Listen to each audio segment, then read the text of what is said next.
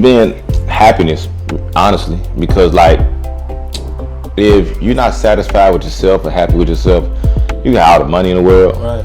You can, you can have anything, but if you're not truly happy, don't none of that shit matter.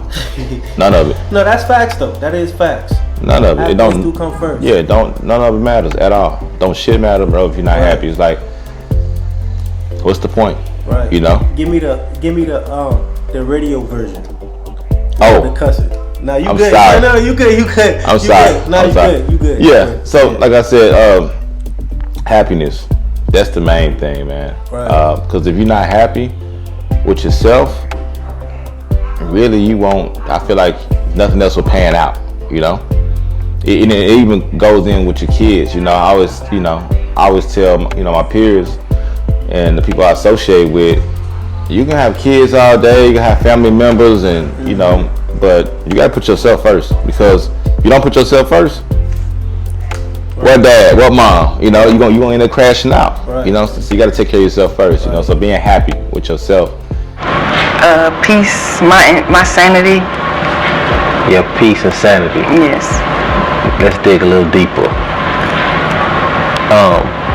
Have you always had peace and sanity? I've always had sanity, but I haven't always had peace. What happened? Or like, well, not even what happened, but why peace? Because like one point in my life, I was just so busy, taking care of everybody else, making sure everybody else was good, grinding. I was making money. I had what I needed. But it's just like when everybody else is throwing their problems at you and their needs and stuff, it's like, what do you find time to think about yourself? Right. You know what I'm saying? Like, everybody else happy, but I'm not happy. I done made everybody else happy, but I'm not happy, and that's not peace to me. So at what point did you realize that? Well, truthfully, I realized that when I was like 26, and I just stopped everything. No matter how good I was doing, no matter how bad I was doing, no matter what else was going on, I stopped. I stopped everything. And I just started doing what made me happy, like what made me feel good. I stopped my workload. I just stopped and just asked myself what I wanted. Now let me ask you this: once you stopped, did the relationships with those people change? Yeah, some people. Yeah, the right people. The people that wasn't like really for me. They changed. Yeah. In what way? We kind of just stopped talking, never talked again. Dang, so it's like, so basically what I'm hearing is you was doing whatever you was doing for that person, right? Mm-hmm. And then once you stopped, the relationship kind of faded. Mm-hmm. Dang. That was what I needed. That seemed like a one-sided relationship. Definitely. The most important thing to me is serving what God asked me to do. God asked me to put this book out. He asked me to give this vision to these kids because they're starving and they need somebody to follow. And they need somebody. It's one thing saying that they need somebody to follow, but it's another thing saying that they need somebody relatable to follow. And I truly feel like God gave me this vision, because my first 6 months in living in Houston, I wrote 5 books. 5 books. 5. And right now, the one book I do have is on 130 sites around the world. 130 sites. 130 book sites. 130 book platforms around the world. Google, Amazon, Walmart, Books A Million, Apple. I do this all the time. Pull it up right now. Pull it up. Siri, pull up 8 Steps to Becoming an Entrepreneur for Kids by Darren Henry. Nah, Siri not pulling it up. I'm signing up. But she pulling it up. Siri, pull up 8 Steps to Becoming an Entrepreneur for Kids by Darren Henry. I found this on the web. Barnes and Nobles. I forgot to even mention Barnes and Nobles, but yeah, bro, that's the vibes. Oh, nah, it's for real. That's the vibes. Yeah. Well, that's hard. Yeah. So even if you go on your iBooks on Apple and pull up and type my title in, it's gonna come up. Yeah. Walmart, Amazon, Google, Books A Million. Man, there's so many I can't. It's all good. I don't expect you to remember. Yeah, you know what I mean? About like 32 sites. About 32. I got my little board back there. I got on my finger, but about 32 foreign countries. Oh, that's hard. You know what I mean? Everything, Canada, Argentina. How you got those connections? I mean, man, it's my publisher. It's my publisher. It's her name is Miss Nikki. Black and White Productions. It's the name of her publishing company. And she's from New Orleans, but she's been living out here for like 15 years with her husband and her family, man. Real God-fearing woman, man. I'm telling you, bro, listen, I speak on God so much because he's been moving mountains for me. I only been doing this for 5 months. For 5 months, I've been doing this. So in the span of 5 months, you got 5 books across 130-something platforms. Around the world, yeah. In 5 months? In 5 months. And I got some stuff like in the pot right now. Like, man, it's crazy. So many people reached out. God is really good. That's good, bro. That's good. So, to me, you know, what that answer you gave me about what's the most important thing to you, and like you say, carrying out what God put you here to do is to. I found my purpose. You found your purpose. I was just about to say that. It seems like you walking in your purpose. I found it, bro. And when you're able to do something that I'm doing that other people not doing, but other people are idolizing you because they see that others are not doing it. Right, man. Just because I'm from a certain environment don't mean that I'm a product of my environment. I'm the voice of my environment. You're the voice of your environment. No smirk here. Product of my environment. No smirk here. But yeah, I'm a voice. I'm the voice of my environment. Thanks. That's deep. See, they got kids in these trenches that don't have a voice. They don't have nobody to speak for them. Nobody don't know that a rose can really rise from the concrete for real. Right. You know what I mean? There's certain things that I don't even question because I know God really walking with me. And even if I go any deeper to you, I'll say, when God gave a message to anybody in the Bible, who did he give it to? His disciples. And what was his disciples' job? Was to spread his message. No matter what the message was. Right. To trust, have faith, and spread. Mm-hmm. And that's who I am. That's who you are. Oh, myself. I feel like I always say you can't pour from an empty cup. Right. So you gotta take care of you first, and then everybody else follows. Of course, my relationship with God is absolutely important. Right. But my body is my temple. My mind and my spirit, those have to be fed every day. Right. And then you can do everything else you need to do for your family. So I am most important to me. That's a beautiful answer. Yeah. That's the first one I got. That's a beautiful answer. Because people always want to be humble. They don't want to say that. But no, I'm most important. Right. So. Okay. Salvation.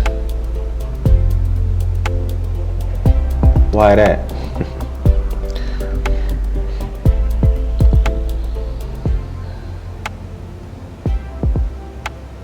For what I know and what I've learned, my salvation, because I can teach other people about salvation and about the word and about God and the truth of God. I don't want nobody to be lost. For years and years I was lost. I had no direction. I was coming and going. I wasn't a clubbing, partying man. I never did that type of thing. Did I go on occasion? Yeah, I did, not a whole lot. But I seen the way things that was going in my life as a little boy coming up. My mother always took me to church when I was a little boy, and I learned about salvation at an early age. And salvation, I want to see Jesus. I'm good if I just see him from a distance, if I just be in the same area of him. And I want other people to experience that. I can't save nobody, but I can tell you what God says how to be saved. Mm-hmm. So that's the most important. So I can teach my sons the same thing. So So therefore they can teach their sons and their daughters the same thing, and so on and so forth. And so a lot of people may not believe that, and that's fine. Believe what you want to believe, but I know better. But salvation is the most important thing to me, and in that salvation helps me take care of my family and other people around me who I can touch also. Nice. I respect that. I've got a lot of different answers to this question. A lot of different answers. Some people say family, some people say money, some people say this, some people say that, but and respectfully, whatever is most important to you, then that's what's most important to you. Like I said, this is just all perspective. I just want to see what people hold dearest to them. You know, family is great. It really is. And don't get me wrong, because I may have not have said family, and but the family is included in all that. You know, how can my sons have a family if I don't teach them about salvation and God?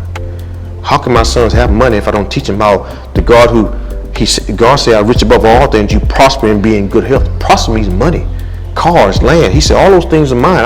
I give all those things to you. You just gotta believe in me and have faith in me that I can give you those things. Family, all those things included in that.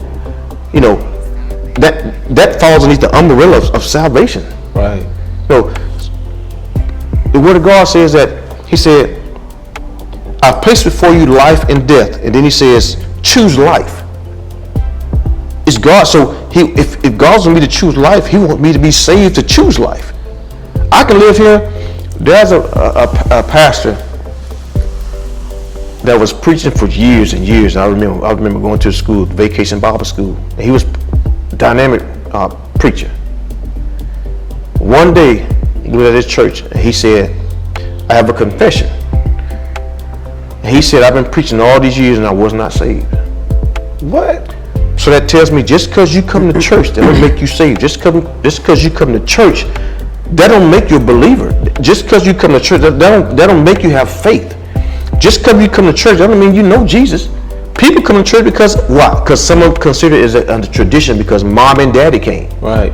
But nobody never took the time out to tell them about what the Word of God says and sit down and teach them about this type of stuff. So we're just going through the motions. Going through the motions. And so so faith covers a whole multitude of, salvation covers a whole multitude of everything, man. It does. Without salvation, man, what am I doing out here? Lost. What am I doing? What are we doing? You got these school shootings. U Valley, Santa Fe just happened not too long ago. All this stuff. It's I can go on and on with this question. Yeah. Salvation. Yes, sir. We're gonna leave it at that. Salvation. I tell you, you got to hush me up sometimes because I can go on and on. But I'm telling you from my heart, man. And I'm not trying to do this because of to save face. I'm not saying this because I'm trying to make it sound good. This is just the way I feel and believe. And I've been tested through these times, moments. You've been tested like how? What kind of test? Give me one example. When I left the streets of Angleton, working as a patrol officer, I've came through so many times of arresting adults and teenagers. I got sick of it. I got to be stuck. So I said, you know what? I got to get to these young men and women before they get to this point, before they get caught up in the system. Because once you're caught up in the system, you're in there. So I chose to leave the streets of Angleton Police Department and go work for the Angleton ISD School District Police Department to get to those young kids, to keep them from getting into the system and getting arrested. And not that I can get the glory, so that I can tell people about God so that God can get the glory. And on top of that, show them there's a different way. Right. A lot of them come to school to get away from the problems. But when they come to school to get away from the problems, they end up facing more problems because there's nobody that they can talk to or listen to. And so I did my best, and I know I did. Not that I can get a pat on the back. That's what I'm saying. Everything that I say and do is for the glory of God. And I've had people in the back of my car. Unfortunately, I had to arrest because of drugs and guns that I've taken off of them, and went through the road to plan of salvation while they was in handcuffs in the backseat of my car. Kids come off, even today. I mean, 15 years I worked in the school district as a police officer. Now I'm on the school board. There have been so many letters slid underneath my door. Officer Storm, need to talk to you. I call out of class. What's on your mind? They tell me things that they mom and dad, but if it gets to that point where I think someone, I call a counselor in and we'll call the parents. See if there's someone talking about suicide or taking drugs. Okay, yeah, now hold on, stop. Wait a minute. You kind of went out of my element now. I need somebody to come in and help me. All right. That's what I mean. So, my wife, she works at our Tony campus. She would take our money and buy clothes for kids who came to school in the same clothing. You can tell they didn't wash them. They wash clothes on their campus for kids. She'd take them food. Even when we were off, she'd take clothes to kids and give them and take them. We go buy them out of our own pocket and take it to them. Oh man, your wife is the MVP. I mean, so yeah. So it's. People say we love kids, or is it just lip sync? It's just sitting in emotions for the moment in time to look good. How many people actually do something about it? We don't do anything for vainglory or to get praise. We don't. A matter of fact, we hope that our name never get mentioned because we're not doing it for nobody to mention us. Right. It's to help somebody else. She's all genuine. Who can help somebody else and so on and so forth. And a lot of those kids that we help are grown men. And I'm going to tell you something, and I'm going to get off this question if you want me to. The reason that I got elected for the school board because those kids, those 15 years, so now that this in the schools, now they have kids, they the one that voted me in. Oh man. They the one that voted me in. Or those kids voted you in. And those 15 years as kids, or those 15 years of seeing classes graduate, those are the parents now with their kids who voted me in the school district. So when I say about salvation and faith and giving God the glory, he said it'll come back to you. Don't go in and expect anything back. See, the problem is that we go in expecting something back and you never succeed the purpose of what you went there in the first place. You want a little pat on the back. Oh, good job, Michael. Mm-hmm. Good job, Dr. Stroman. A good job, DK. No. If you go in there if you do anything for man to like you, because man will set you up and he will fail you down and laugh at you when you're on your knees crawling. Say it one more time. If you go in for anything hoping to get a praise from man, man will set you up and laugh at you when you fall and talk about you behind your back. That's deep. So all my praise and glory go to God. He always going, no matter what I go through. In the school district, I worked there for those 15 years. That department has been revamped 3 times. I was the only one that stood the course there. And out of everybody came, guess who helped train? I trained everybody, even the chief that was there. Never got promoted. Never got promoted to corporal, sergeant, lieutenant, nothing. Never got promoted. But that wasn't my purpose. Did it bother me sometimes that I didn't get promoted? Yes, sir, it did. I'm not gonna lie, it did. Because it did. But I had to go back and remember why I left the streets and come over there. It was to help kids, not for a promotion. Help kids. My promotion is in heaven. Promotions come from above, not from man. If a man give me promotion, it didn't come from him, it came from God. So I had to keep my mind stayed on Jesus and everything. Most importantly to me is my family. Family. Yeah. Why is that? Because we grew up like in a loving home and like stuff like that, and like we've been through like so many struggles together and things like that. So it's like seeing how we've overcome those things and like built and like grown as a family, like just like shows like, hey, like I love my family the most, like more than anything. Because family's always gonna be there for you. That's good. So. That's good. And that's good you said that, because some people are in situations where they don't have family to depend on. Yeah. So that's good to know that your family provided that place, they provided that atmosphere to where they can be there for you, you can be there for them. Yeah. So that's a beautiful answer. The most important thing to me is legacy. Legacy. Yeah, legacy is everything to me. For a very long time in my life, I really didn't understand who I was. I didn't understand, I really didn't, like a lot of what I did was for my family. A lot of what I did was for the people who I loved. right? But my identity was lost in the midst of all of that. I was working every day. I was bringing home money to the family. I was making sure my kids were straight. I was making sure everybody was good. But I really didn't put anything into myself. Like reading, self-improvement, self-help, all those types of things. I really didn't do that because I felt that I needed to help everyone else except for myself. And why did you feel a need to help everybody else? Well, because when I grew up in a single family home. It was just my mother. Right. So family was everything to me. That's why legacy means everything to me. So when I grew up, I had to take care of my brother myself. So like I would make sure we both get home from school. My mom worked 14 hours a day. Right. So then I had to make sure that the food was cooked. I had to make sure that he was straight. I had to make sure that he got in the bed. I had to do my homework and then do that every day, all the time. So then I really didn't have a life. I wasn't a kid that was outside playing all the time and stuff like that because I had the responsibility. So that was inbred in me from that young age to now. As a man, I felt like I had to take care of my family the same way.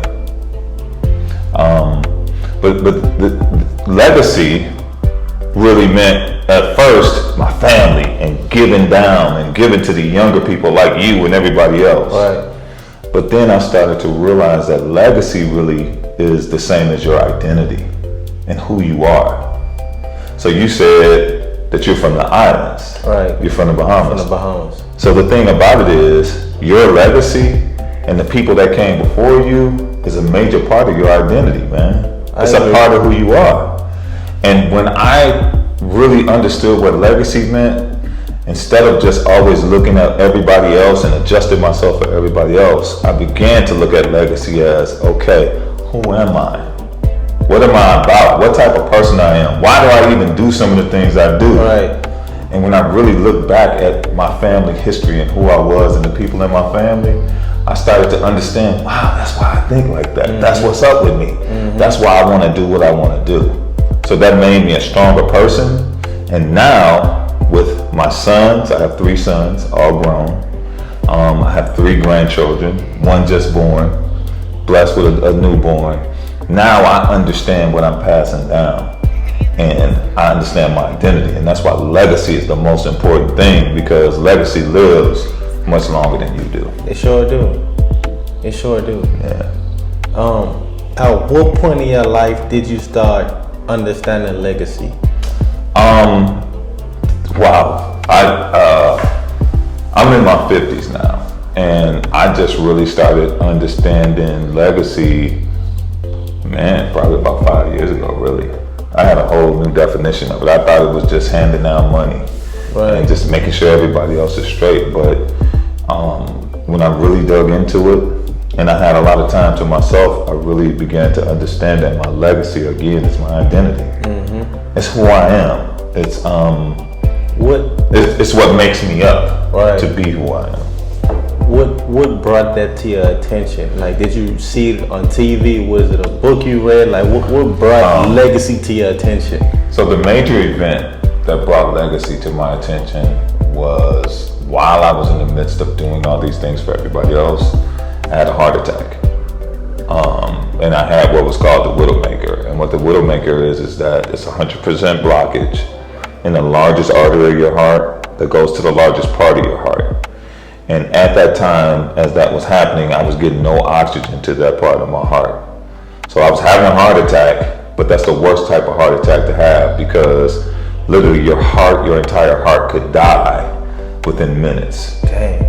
So if I didn't get to the hospital when I did, we wouldn't be having this conversation right now. So usually with anyone, and this is usually what happens, you usually have some type of event to happen in your life.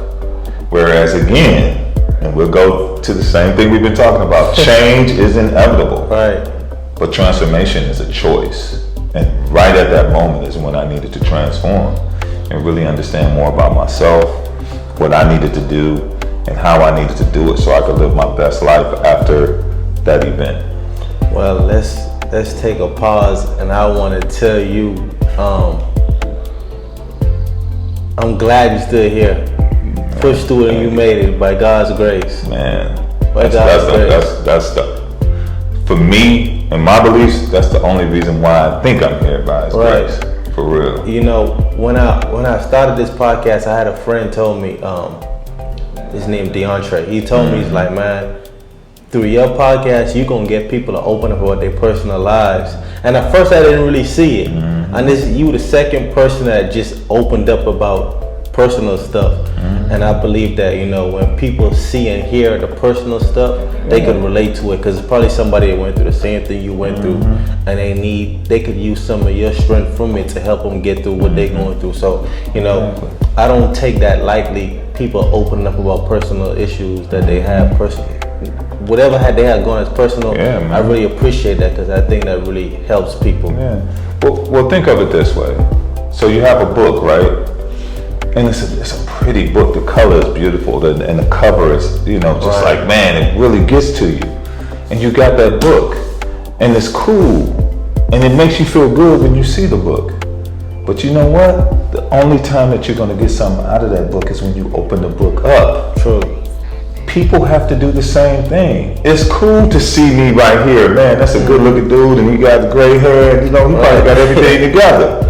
But until I open myself up and really share who I am, that's the time that I'm really gonna touch people. That's the time that I'm really gonna have an effect and a change in their lives. That's gonna not only help them, but the generations to come.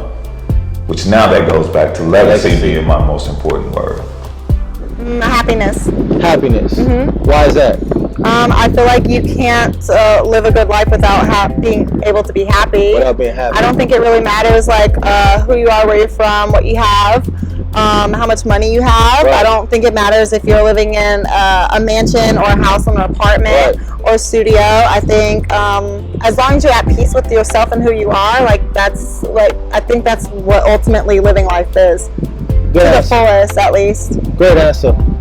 Okay, that's pretty much it. Thank you. You're welcome. The most important thing to me is communication, transparency. Again, I think they can go both professionally and professionally, but I think the most important thing to me is being honest about not necessarily who you are, right? Like I need that, but like where you're going, what we're doing, what's the goal. So I believe once I have that understanding, I can be a bit more, I can exhale a little bit more once you tell me where we're going and what we're doing and why. So communication for sure is the best and most important thing to me. Nice. A peace of mind. A peace of mind. Because with a peace of mind comes common sense. With a peace of mind comes common sense. So if you don't have a peace of mind, you can't exercise common sense? I wouldn't say that. I think everybody has their own way of common sense, you know what I mean? It's everybody's way of living their own life with their common sense. But I believe if you have peace of mind, you grasp the idea of internal happiness and you grasp the idea of common sense, you know? Because you have to have common sense to be happy sometimes, you know? Like I tell people, you have good days and you have bad days, but sometimes those bad days aren't so bad if you can make them good. You know, so it takes... How would you make a good day bad? I mean, how would you make a bad day good? Let me give an example. Give me an example. You had a bad day or you had a good? Yeah, let me give you an example, man. It was, you know, sometimes it's just simple things. Like, you know, his dad the other day, motorcycle, he needed a battery, right? And we had a lot of things to do that day. I mean, like, we were pushed on time, we were pressed on time, and we were like, we got to get this battery for the bike. And we went there, we got the battery, realized the battery wasn't even ready, it wasn't even charged, you know? And that cut us down like 5 minutes to get to this appointment that we like had to be at, you know? Or we missed that appointment, you know? And, you know, with the way that the pandemic's going, you can't get another appointment for another month, you know? So, of course, I'm like, man, you know, like this right here, man, like I can't, you know, like, you know, you want to call off on everybody because it's technically, you know, it's not your fault, it is somebody else's fault, but if you make that person, then you're just going to argue, you know, so you choose your battles, you know, you choose your battles, you choose your arguments, you choose your, like, you know what, man, blow this off my shoulder, even though I know I could win this argument with you, You know, it's not worth me digging myself a deeper hole. You know, it's not worth me going into the state of mind where now I have to overthink something that if I do what I'm doing right now and just drive away and be like, you know what, we'll figure it out, you know, later. It saves me a good day. You know, it saves me a good day. And you make your home the place where you want to come home and be happy. The place you want to come home and be happy. And be happy. So like on our way, you know, now I'm not going to the appointment. I'm like, get to come home, get to chill out a little bit, get to be with family, get to game, get to do what I want to do, versus thinking about an argument that I could have had, you know, and thinking about how I've affected somebody else's life that day. You know, rather not do that. So it's the battles in what you choose, you know, throughout that bad incident. It's your self-discipline within that moment and that time of your anger, your rage, your emotion. It's how you discipline yourself for the next moments to come, you know.